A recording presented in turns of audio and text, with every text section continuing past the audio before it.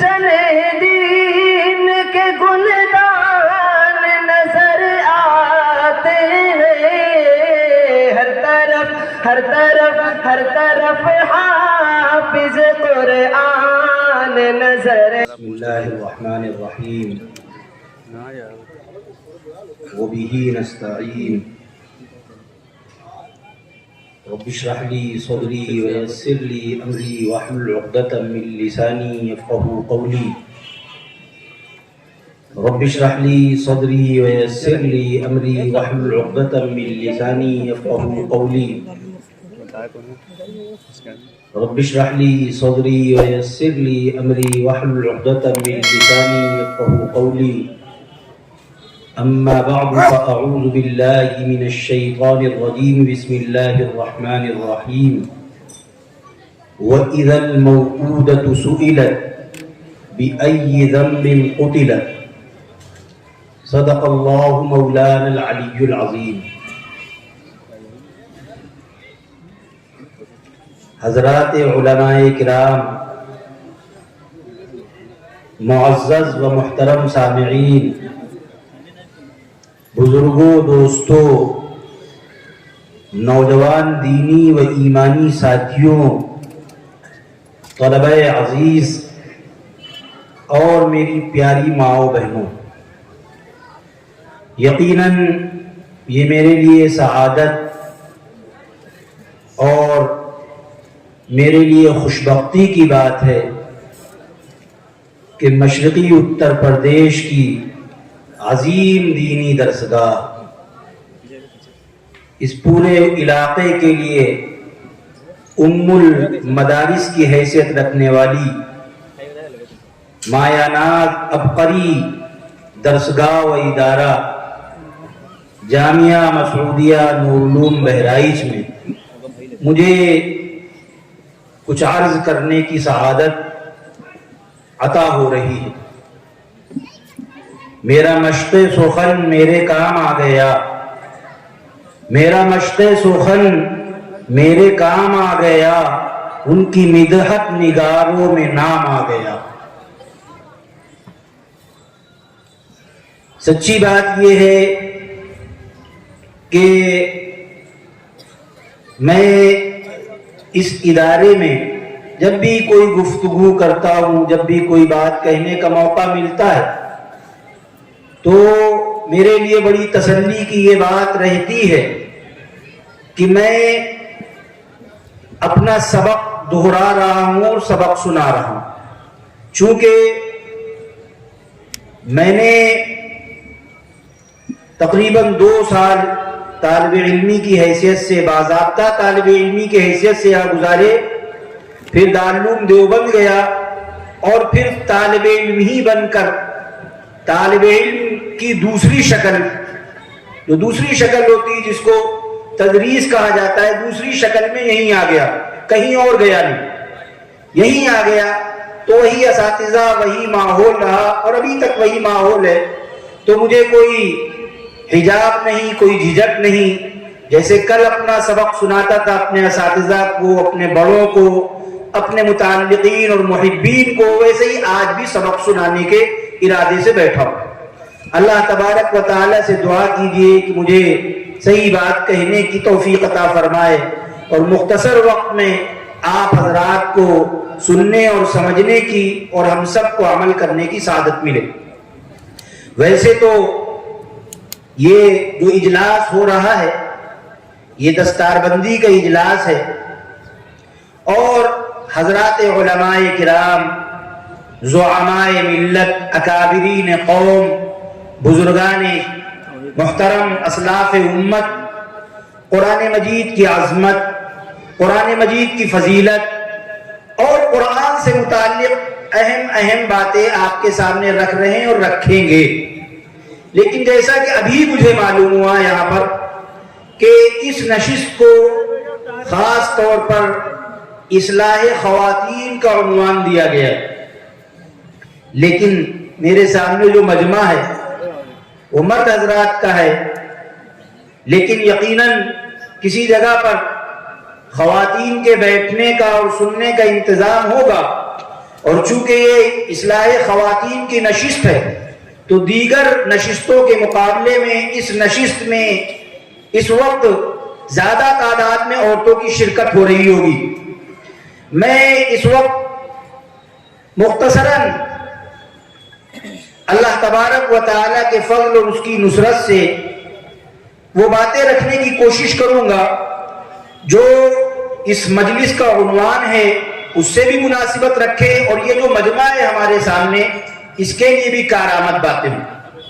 چونکہ خواتین کی اصلاح بغیر مردوں کے توجہ کے اور مردوں کے تعاون کے نہیں ممکن ہے، اسی طریقے سے مردوں کی اصلاح عورتوں کے تعاون کے بغیر ممکن نہیں۔ مثال کے طور پر میں سامنے کی بات کروں، اگر ہماری بچیاں حجاب پہننا چاہ رہی ہیں، پردہ کرنا چاہ رہی ہیں، اور گھر کا ماحول پردے والا نہیں ہے، اور بھائی اور باپ اور گھر کے رشتہ دار حوصلہ شکنی کر رہے ہیں، پردہ کرنے کے راستے میں آڑے رکاوٹ بن رہے ہیں، مزاج اسلامی اور شرعی نہیں بنا ہے، تو بچیوں کے لیے پردہ کرنا مشکل ہو جائے گا، حجاب کا لینا دشوار ہو جائے گا۔ اسی طریقے سے اگر ہمارا کوئی نوجوان ساتھی دوست بھائی داڑھی رکھنا چاہ رہا ہے، اپنے چہرے پر امام الانبیاء تاجدار مدینہ عبداللہ کے یتیم آمنہ کے لال فخر موجودات سرور کائنات حضرت احمد مجتبی محمد مصطفیٰ صلی اللہ تعالی علیہ وسلم کی پیاری سنت کو سجا کر اپنے چہرے کو حسین بنانا چاہ رہا ہے، کیونکہ آقا صلی اللہ تعالی علیہ وسلم سے زیادہ حسین کوئی ہو ہی نہیں سکتا، تصور نہیں ہو سکتا۔ ہو رشک کے سب آفتاب کوئی، ہو غیرت ماہتاب کوئی، ہو رشک کے سب آفتاب کوئی، ہو غیرت ماہتاب کوئی، نہ لا سکا ہے نہ لا سکے گا میرے نبی کا جواب کوئی۔ سفر ستاروں کا کرنے والے سکون کی خاطر توپ رہے ہیں، سفر ستاروں کا کرنے والے سکون کی خاطر توپ رہے ہیں، اب ان کے کل کالجوں کو دے دے نبی کا بخشا نصاب کوئی۔ میرے آقا صلی اللہ تعالی علیہ وسلم سے زیادہ حسین کوئی اللہ نے بنایا ہی نہیں، تو آقا کی سنت کوئی رکھ کر حسین بننا چاہ رہا ہے، اور گھر کی بچیوں کا مزاج نہیں بنا ہے، بہنوں کا مزاج نہیں بنا ہے، ماں کا مزاج نہیں بنا ہے، بیوی ہم خیال نہیں ہے، تو اس کے لیے داڑھی رکھنا مصیبت ہو جائے گا، داڑھی کی سنت اپنانا مشکل ہو جائے گا، گھر ہی سے مخالفتیں شروع ہو جائیں گی، گھر ہی میں تانے دیے جائیں گے، گھر ہی میں کہا جائے گا وقت سے پہلے بوڑھے ہو گئے، بڑے دقیانوس ہو، شکل بھی بگاڑ لیے، تمہیں اپنا بھائی کہتے شرم آتی ہے، تم تو ملا نہیں لگ رہے ہو، اس طرح کی باتیں ہوں گی، حوصلہ شکنی ہو۔ اگرچہ کسی کو ایسا ماحول ملے تو بھی اس کے لیے عذر کی کوئی گنجائش نہیں ہے۔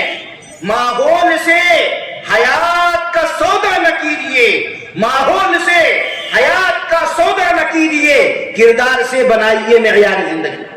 لیکن اگر مرد حضرات کا ذہن بنا رہتا ہے تو عورتوں کو اپنی اصلاح آسان نظر آتی ہے اور اصلاح آسان ہوتی ہے، اور عورتوں کا مزاج بنا رہتا ہے تو مردوں کی اصلاح آسان ہوتی ہے، اس لیے وہ باتیں جو دونوں کے کارن۔ السلام علیکم۔ داڑھی کی بات آ گئی تو میں ایک بات آپ کے سامنے رکھ دوں۔ آج ہمارے بہت سے نوجوان سمجھتے ہیں کہ رکھ لو تو ٹھیک ہے، نہ رکھو تو ٹھیک۔ میں آپ کو بتاؤں کہ یہ کیسی عظیم سنت اللہ کے حبیب امام الانبیاء تاجدار مدینہ حضرت محمد الرسول اللہ صلی اللہ تعالی علیہ وسلم کے ایک صحابی جن کی داڑھی کا صرف ایک یا دو بال، دو چار بال۔ اب ذرا سوچئے آپ کہ اگر داڑھی کے نام پر 4-6 بال ہوں، 2-4 بال ہوں اور لمبے ہوں، تو اگر ہوا تیز چلے گی تو کیا حال ہوگا؟ تو ادھر ادھر لہرائیں گے۔ وہ صحابی ہیں، اللہ کے حبیب صلی اللہ علیہ وسلم کے دلارے ساتھی ہیں، انہیں معلوم ہے کہ داڑھی رکھنا ضروری چیز ہے، سنت ہے، پیارے آقا کی تعلیم ہے، رکھنا ہے، چاہے 2 بال ہو، چاہے 200 بال ہو یا 2000 بال ہو، ہمیں تو رکھنا ہے۔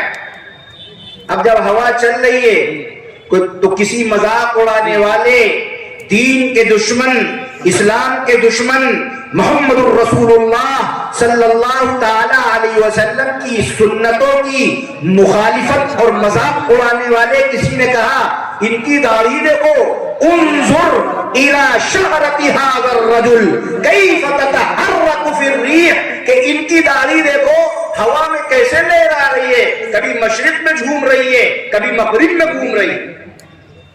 جب ان صحابی نے یہ بات سنی، آج جو ماحول ہے اس سے زیادہ خطرناک ماحول وہ تھا، ایسا ماحول تھا کہ صحابہ کہتے تھے متی نصر اللہ، اے اللہ کے رسول کب مدد آئے گی، کب اللہ کی مدد آئے گی، ماحول بڑا خراب۔ لیکن کیا حکیمانہ جواب، کیا مجاہدانہ اور سرفروشانہ جواب، سلام اس پر کہ جس کے نام لیوا ہر زمانے میں، سلام اس پر کہ جس کے نام لیوا ہر زمانے میں، بہا دیتے ہیں ٹکڑا سرفروشی کے زمانے میں، سرفروشی کے فسانے میں، سلام اس پر کہ جس کے نام لیوا ہر زمانے میں، بہا دیتے ہیں ٹکڑا سرفروشی کے فسانے میں۔ کہتے ہیں اترک سنت حبیبی لقول ھذا الرجل الاحمق، کیا میں اپنے حبیب، اپنے محبوب امام الانبیاء حضرت محمد صلی اللہ علیہ وسلم کی یہ سنت اس بیوقوف کے چکر میں پڑ کر چھوڑ دوں؟ کیسے آداب، کہاں کا ایٹیکیٹ، کیسی مصلحت۔ وہ نبی کے عاشق صرف ایک بات جانتے تھے کہ دیکھا ہے جب سے اس مہ کونین کا جمال، دیکھا ہے جب سے اس مہ کونین کا جمال، جچتا نہیں ہے کوئی بھی میری نگاہ میں، جچتا نہیں ہے کوئی بھی میری نگاہ میں۔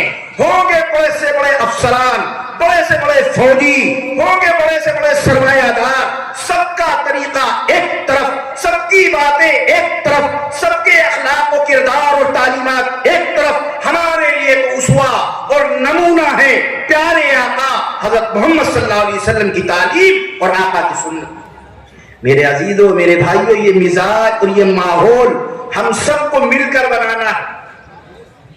یہ نشست عورتوں کی اور خواتین کی ہے، اس میں تعاون آپ کو اور ہم کو بھی کرنا ہے۔ میں نے قرآن مجید کی آیت پڑھی،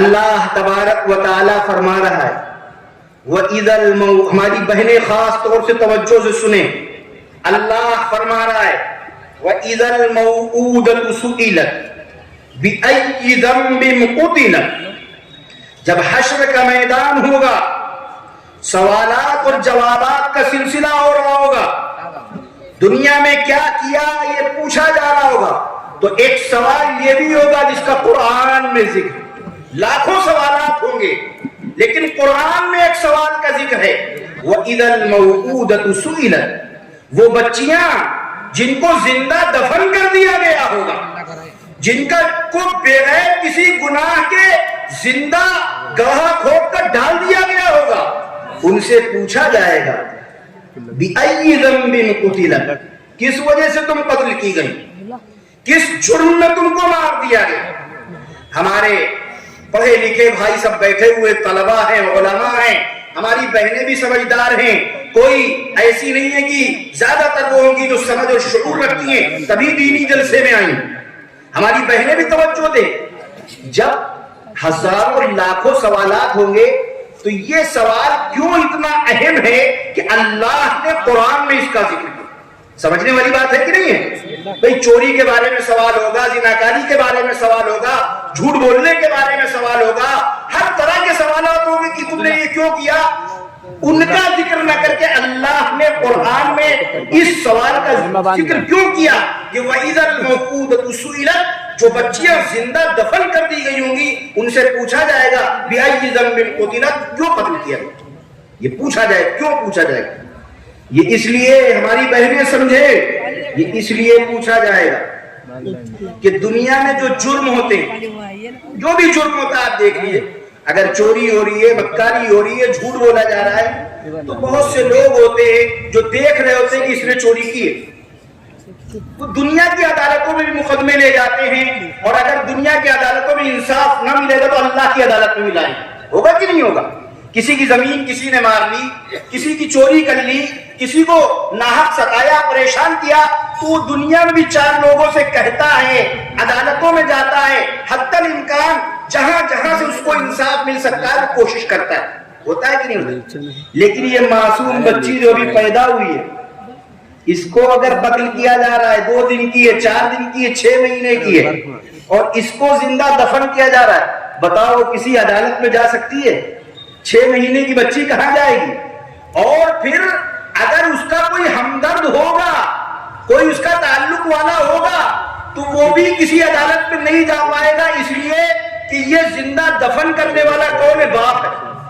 اب جس کی بیٹی ہے باپ خود دفن کر رہا ہے, تو جب خود ہی باپ جس کی ذمہ داری تھی بچی کی حفاظت کی, جس کی ذمہ داری تھی بچی کی تعلیم و تربیت کی, جس کی ذمہ داری تھی بچی کو تحفظ فراہم کرنے کی, پالنے کی اور تربیت دینے کی, جب وہی باپ اور جب وہی بھائی اور جب وہی عزیز دفن کر رہے ہیں, تو بتاؤ مقدمہ کون لڑے گا؟ کون انصاف کرے گا؟ کون حق کی بات کرے گا؟ کوئی نہیں کر پائے. اس لیے اللہ کہہ رہا ہے یہ سمجھ رکھو کہ یہ بات ٹل نہیں جائے گی, یہ بات ختم نہیں ہو جائے گی. وہ معصوم بچی اپنی پیروی نہیں کر پائی, وہ معصوم بچی اس کی طرف سے جو پیروی کرنے والے تھے وہی اس کے جان کے دشمن ہو گئے. کوئی اس کا پرسان حال نہ ہوا, کسی کو اس کے اوپر آنسو بہانے کا موقع نصیب نہیں ہوا. تو یہ مت سمجھو کہ بات ختم ہو گئی. میدان حشر قائم ہوگا, اولین و آخرین کا مجمع ہوگا. اس مجمع میں پوچھا جائے گا وَإِذَا الْمَوْءُودَةُ سُئِلَتْ بِأَيِّ ذَنبٍ قُتِلَتْ, تمہیں کس جرم میں قتل کیا گیا؟ ظاہر بات ہے کوئی ان کا جرم نہیں, وہ معصوم بچیاں, ان کا کیا جرم؟ اللہ شرمندہ کرے گا, ذلیل کرے گا ان لوگوں کو جنہوں نے اس بچی پر ظلم کیا. میری بہنوں ذرا سوچئے, آپ کا اللہ نے کتنا مقام بلند کیا, کتنا بڑا رتبہ دیا. یہ رسم بچیوں کو دفن کرنے کی تو نہ جانے کب سے چلی آ رہی تھی. مردوں کو ذلت محسوس ہوتی تھی کہ وہ اپنی بیٹیوں کی شادیاں کریں, بیٹیوں کی ذمہ داریاں اٹھائیں زندہ درگور کرنے کی. یہ رسم نہ جانے کتنی پرانی تھی. نبی پاک صلی اللہ علیہ وسلم جب نبوت کا اعلان کرتے ہیں, قرآن نازل ہوتا ہے, اللہ بچیوں کو تحفظ فرما رہا ہے. وَإِذَا الْمَوْءُودَةُ سُئِلَتْ, اللہ فرما رہا ہے وَلَا تَقْتُلُوا أَوْلَادَكُم مِّنْ إِمْلَاقٍ, دیکھو مفلسی کے ڈر سے اپنی اولاد کو مت قتل کرنا. اللہ فرما رہا ہے وَلَا تَقْتُلُوا أَوْلَادَكُمْ خَشْيَةَ إِمْلَاقٍ, مفلسی کے ڈر سے بھی مت قتل کرنا. پوچھئے علماء کرام سے, پوچھئے مفسرین اعظام سے, پوچھئے ہمارے طلبہ عزیز سے, بہت توجہ سے. یاد رکھیے آج کے ماحول میں اتنا گودا کسی کی نہیں ہے, اتنا بوتا نہیں ہے عام طور پر کہ اپنی اولاد کو تلوار سے اور خنجر سے قتل کر دے.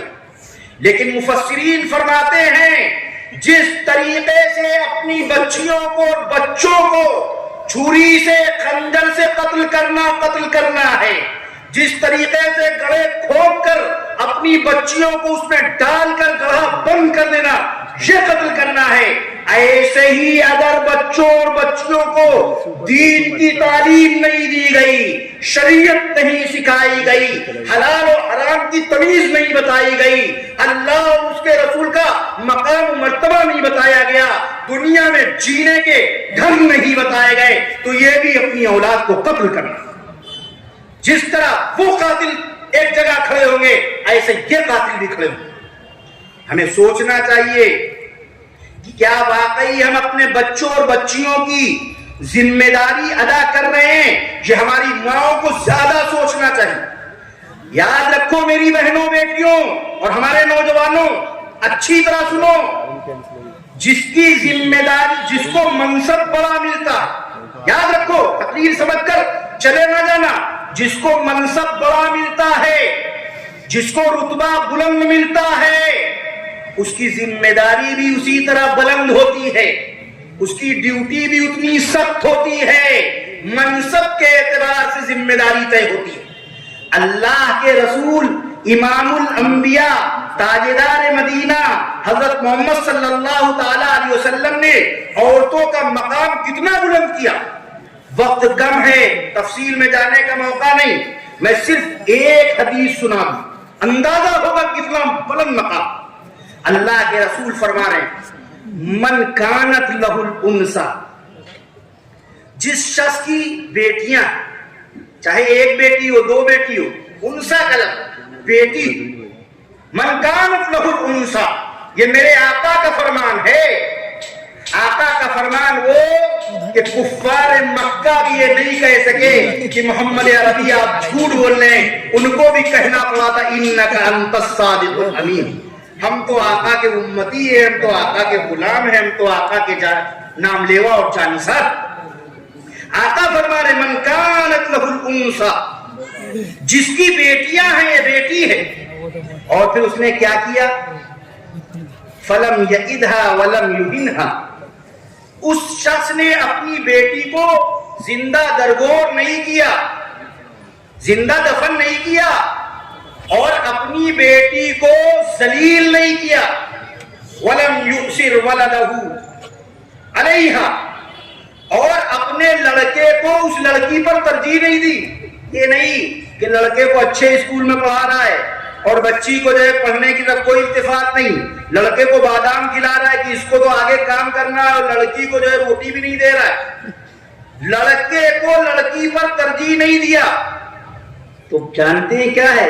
اللہ کے نبی فرما رہے ہیں اس بیٹی کی اس خدمت پر اللہ اس کو جنت میں داخل کرے گا، ادخلہ اللہ الجنہ، اللہ اس شخص کو جنت میں داخل کرے گا۔ سوچو، لڑکیوں کا مقام دیکھو، رتبہ دیکھو، کہ صرف اس کو زندہ دفن نہیں کیا، اس کو ذلیل نہیں کیا، لڑکے پر اس کو لڑکے کو ترجیح نہیں دی، اللہ جنت میں داخل کرے۔ یہ لڑکیوں کا مقام و مرتبہ ہے، یہ عورتوں کا رتبہ ہے۔ ام المؤمنین، عفت معاف، سید عالم، ہم سب کی ماں حضرت عائشہ صدیقہ سلام اللہ علیہا رضی اللہ تعالی عنہا فرماتی ہیں کہ ان کے پاس ایک عورت آئی 2 بچیوں کو لے کر، تو چھوٹی چھوٹی بچیاں ہیں، اور وہ عورت ام المومنین کے گھر میں آئی اور آ کر اپنی بھوک کی شکایت کی۔ عائشہ صدیقہ رضی اللہ تعالی عنہا تلاش کرتی، کچھ ملتا نہیں، 3 کھجوریں بمشکل تمام، وہ ملی، اس عورت کو لا کر دے دیا۔ اس اللہ کی بندی جس کے چہرے سے بھوک کے اثرات نمایاں تھے، جو شدید بھوک کے عالم میں تھی، وہ چاہتی تو 3 کھجوریں خود کھا لیتی، لیکن اس اللہ کی بندی نے 1 کھجور اپنی بڑی بیٹی کو دی، اور 1 کھجور اپنی چھوٹی بیٹی کو دی، اور 1 کھجور اپنے لیے۔ وہ بیٹیاں بھی بھوکی تھیں، جلدی جلدی انہوں نے کھجور کھا لیا۔ اب ماں کے پاس جو کھجور ہے، اس نے کیا کیا؟ اس نے اس کھجور کے 2 ٹکڑے کیے، ایک بڑی بیٹی کو، ایک چھوٹی بیٹی کو دے۔ ذرا سوچئے، آپ کی نگاہ میں یہ کھجور ایک کھجور نہیں ہے، بلکہ وہ کھجور زندگی کا سہارا تھی، وہ ایک کھجور زندہ رہنے اور مرنے کے درمیان ایک بڑی شے تھی۔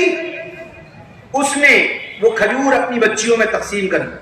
ام المومنین حضرت عائشہ صدیقہ رضی اللہ تعالی عنہا اس عمل سے بہت متاثر ہوئی۔ تھوڑی دیر کے بعد ہم سب کے آقا، ہم سب کے مولا، امام الانبیاء حضرت محمد الرسول اللہ صلی اللہ تعالی علیہ وسلم تشریف لائے۔ ام المومنین حضرت عائشہ صدیقہ رضی اللہ تعالی عنہا نے اس واقعے کا ذکر کیا۔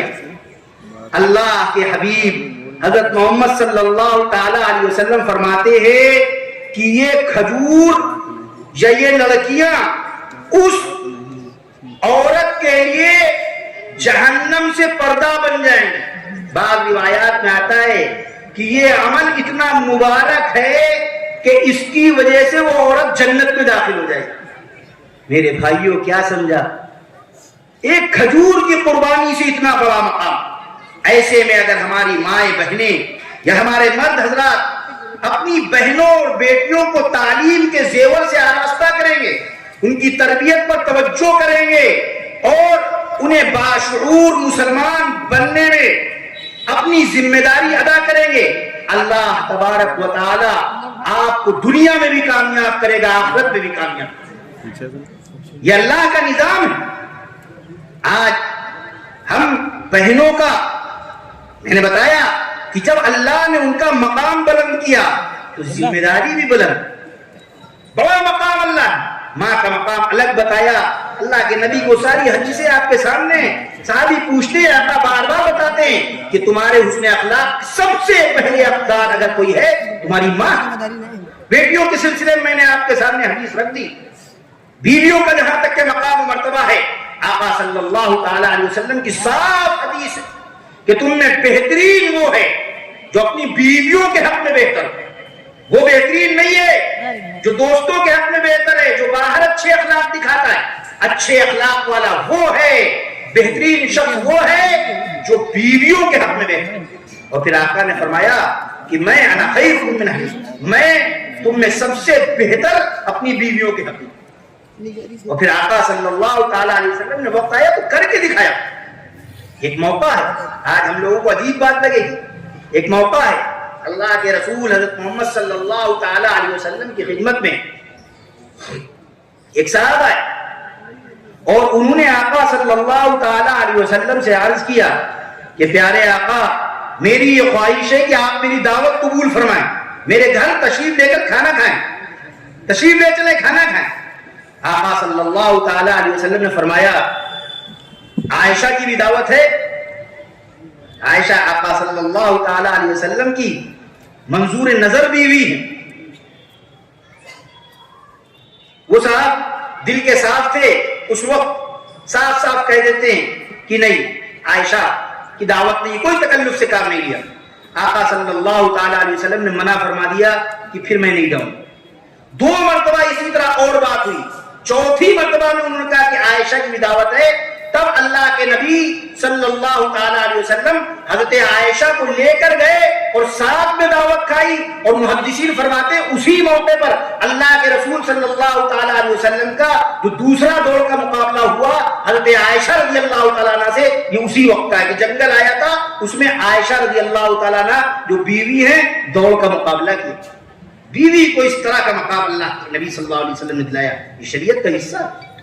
میرے عزیزوں، میرے بھائیوں، اس لیے آپ حضرات اچھی طرح یہ بات سمجھ لیں کہ اگر آپ اپنے گھر کا ماحول اچھا رکھنا چاہتے ہیں تو اپنی گھر کی عورتوں کی قدر کرنا ہوگی، اور ہماری بہنوں سے، بیٹیوں سے، ماؤں سے یہ درخواست ہے کہ آپ اپنے بچوں کی تعلیم و تربیت کے لیے اپنے آپ کو تیار کریں، اور بجائے اس کے کہ آپ موبائل میں وقت گزاریں، بجائے اس کے کہ اچھے ڈیزائن دار کپڑے پہننے کے چکر میں اپنا وقت گوائیں اور ادھر ادھر ٹہلنے کے چکر میں، آپ کی ذمہ داری ہے کہ آپ اپنے بچوں کی اعلیٰ ترین تربیت کریں۔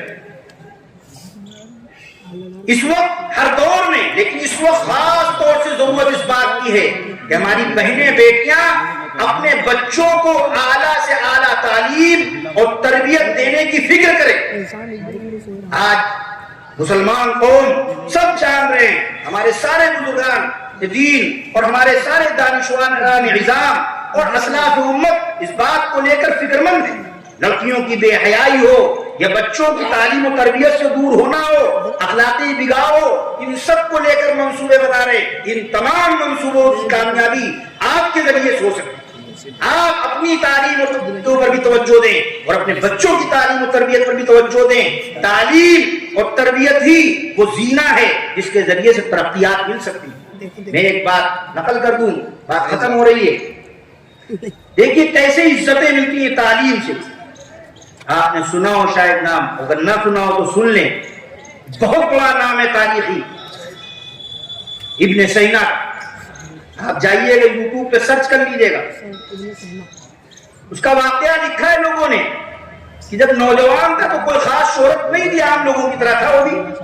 اس نے بالکل ابتدائی، بعد میں تو بہت بڑا حکیم اور بہت بڑا فلسفی اور بہت بڑا فلاسفر بنا، لیکن جب شروع میں اس نے کام شروع کیا تھا تو کوئی اس کی شہرت نہیں تھی۔ اس وقت میں جب وہ نوجوان تھا اور اس نے طب شروع کی تھی، اس وقت کی بات ہے کہ اس کے ملک کا بادشاہ بیمار ہو گیا، ابھی کوئی اس کا نام نہیں ہے، बादशाह ने बड़े बड़े डॉक्टरों और मुआलिजों से इलाज कराया, तबीबों को दिखाया, अभी इब्ने सीना की कोई हैसियत नहीं है उसी इलाके का, लेकिन कोई हैसियत नहीं।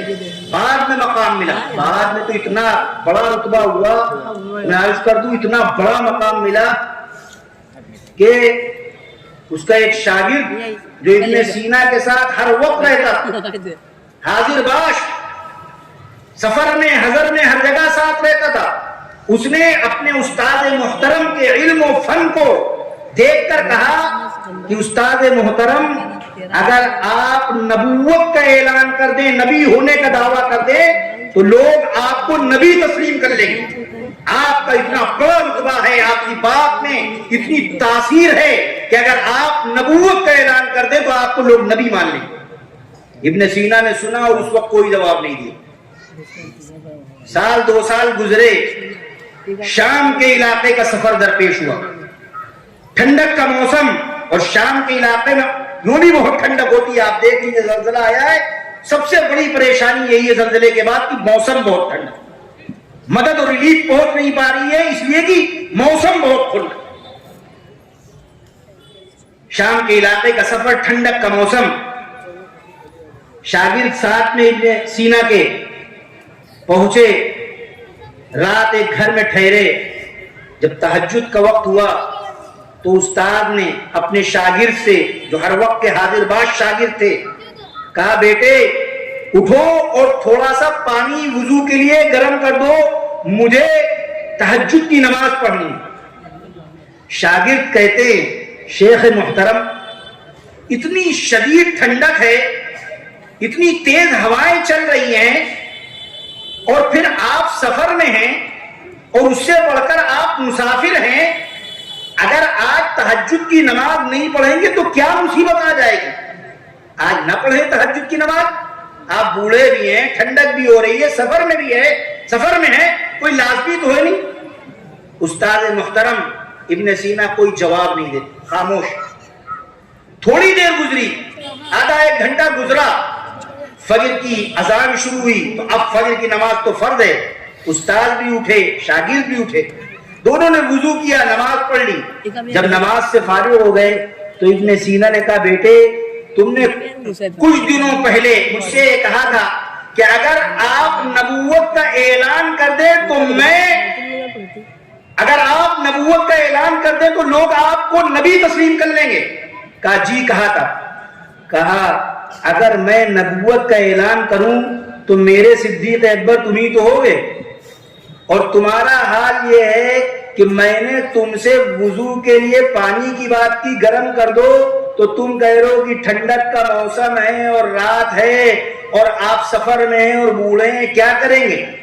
देखो ऐसे नबी नहीं होते, नबी वो है कि 600 साल, उस वक्त 600 साल का अरसा गुजर गया, 600 साल का अरसा हुआ मोहम्मद रसूलुल्लाह सल्लल्लाहु ताला अलैहि वसल्लम को इस दुनिया से पर्दा फरमाए हुए, और आलम यह है कि उसी तरह की ठंडक है, लेकिन दमिश्क की मस्जिद के मनारे पे खड़े होकर आदमी अल्लाह अकबर और अशहदु अल्ला इलाहा इल्लल्लाह पुकार रहा है, और लोग जोक दर जोक नमाज के लिए।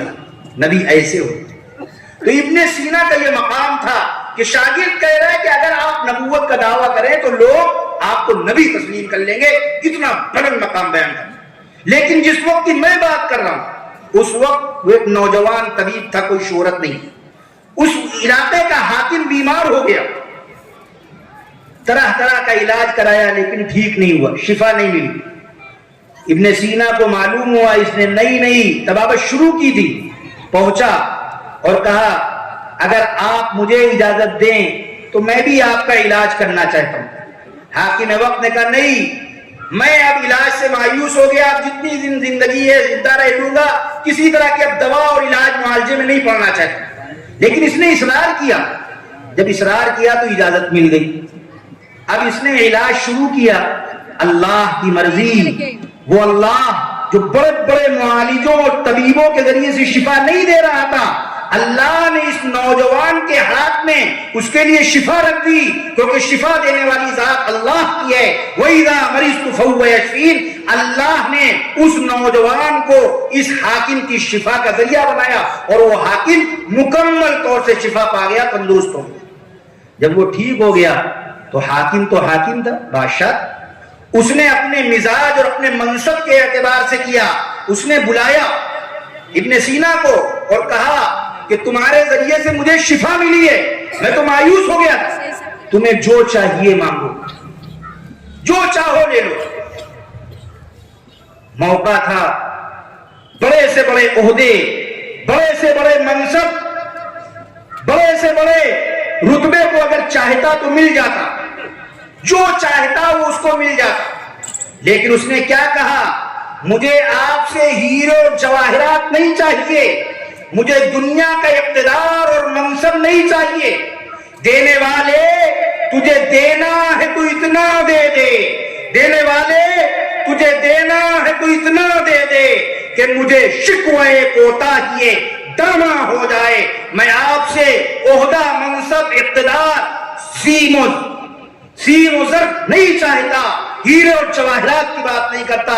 مجھے معلوم ہوا ہے کہ آپ کے آبا و اجداد کے وقت سے آپ کا ایک قیمتی کتب خانہ، شاندار لائبریری ہے، جس میں ایک سے بڑھ کر ایک نادر کتابیں اور نادر مخطوطے، ہاتھ کے لکھے ہوئے دستاویز ہیں۔ میں چاہتا ہوں کہ آپ مجھے خصوصی اجازت، خصوصی پرمیشن دے دیں، میں ان کتابوں اور ان دستاویز کا مطالعہ کرنا چاہتا ہوں۔ حاکم وقت نے اجازت دے دی۔ اب وہ نوجوان جو ابھی بالکل ناتجربے کار حکیم تھا، اتفاقاً جس کے ذریعے سے شفا مل گئی تھی، جب وہ ان کتابوں کا مطالعہ کرتا ہے، تعلیم کے اوپر اصلاً متوجہ ہوتا ہے، اہم اہم کتابوں سے فیض حاصل کرتا ہے، تو پھر وہی شخص بعد میں چل کر ابن سینا بنا کہ جس کے نسخے اور جس کی تجاویز سے یورپ کے لوگوں نے ایک مدت تک فائدہ اٹھایا، اور آج اگر کھلے طور پر نہ بھی کہیں لیکن حقیقت یہ ہے کہ ان کی گردنیں اس کے آگے جھکی ہوئی۔ وہ بہت بڑا فلسفی بھی بنا، وہ بہت بڑا سائنسداں بھی بنا، اور اس کی کتابوں اور اس کے نسخوں سے ایک دنیا نے فائدہ اٹھایا اور اٹھا رہی۔ تو رہنورد شوق ہے منزل نہ کر قبول، تو رہنورد شوق ہے منزل نہ کر قبول، لیلا بھی ہم نشیں ہو تو محل نہ کر قبول، اے جوئے آپ بڑھ کے ہو دریائے تند و تیز، اے جوئے آپ بڑھ کے ہو دریائے تند و تیز، ساحل تجھے عطا ہو تو ساحل نہ کر قبول۔ میرے عزیزوں، میرے بھائیوں، میری ماں بہنوں، اللہ نے آپ کو اور ہم کو اس دنیا کی قیادت کے لیے پیدا کیا تھا، اس دنیا پر سیادت اور حکومت کے لیے پیدا کیا تھا۔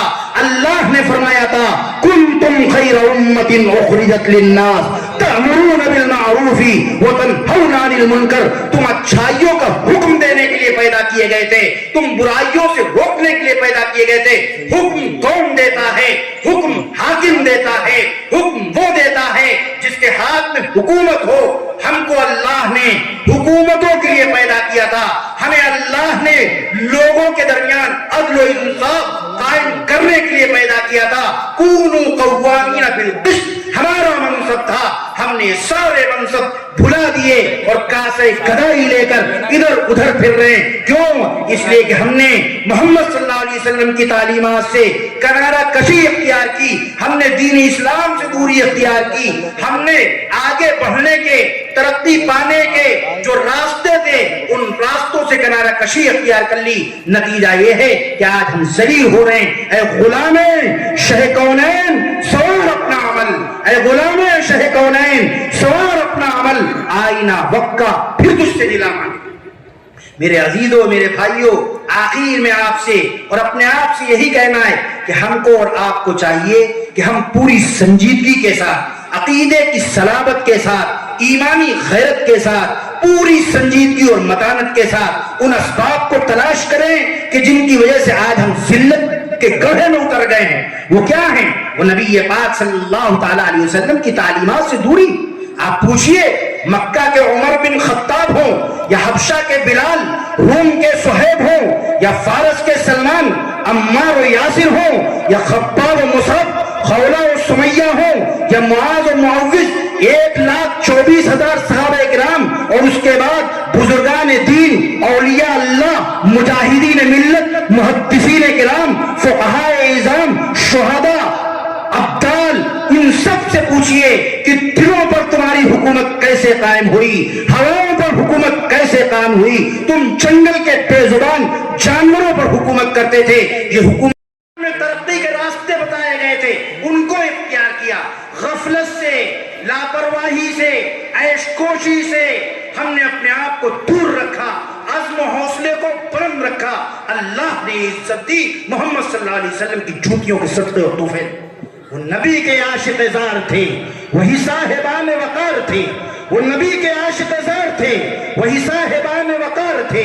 کوئی فاتح عرب و عجم، کوئی قاطع سر انتری، وہ رسول پاک کے ہم نشیں. وہ فلک قصاص و ملک جبی، وہی جن کے نعروں سے ہل گئی تھی بنائے قلعہ قیصری. ان کے نعروں سے ان کی بات میں اتنا دم تھا کہ سپر پاور لرزتے اور کپکپاتے تھے. چلانے مزاجے عمر کے کرشمے سلاطین کشور کشا دیکھتے ہیں. آج ہم ان کے وارث ہو کر بے غیرتی کی زندگی گزار رہے ہیں. ہماری بہنوں کے ساتھ زیادتی ہو رہی ہے، ہماری بہنوں کی عصمتیں لوٹی جا رہی ہیں، ہر طرف تنگ کیا جا رہا ہے، پریشان کیا جا رہا ہے، اور ہم اپنی کھال میں مست ہیں. کبھی اے نوجوان مسلم تدبر بھی کیا تو نے، کبھی اے نوجوان مسلم تدبر بھی کیا تو نے. وہ کیا گردوں تھا تو جس کا ہے ٹوٹا ہوا تارا، گردوں آسمان. وہ کیا گردوں تھا تو جس کا ہے ٹوٹا ہوا تو تارا. تجھے اس قوم نے پالا تھا آغوش محبت میں، تجھے اس قوم نے پالا تھا آغوش محبت میں، کچل ڈالا تھا جس نے پاؤں سے تاجے سرے دارا.